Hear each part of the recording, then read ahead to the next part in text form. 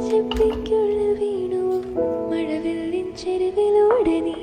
ആകാശപ്പടവിറങ്ങിയോ നോക്കുന്ന ദിക്കിലാകവേ ചെടിയെല്ലാം പൂവണിഞ്ഞു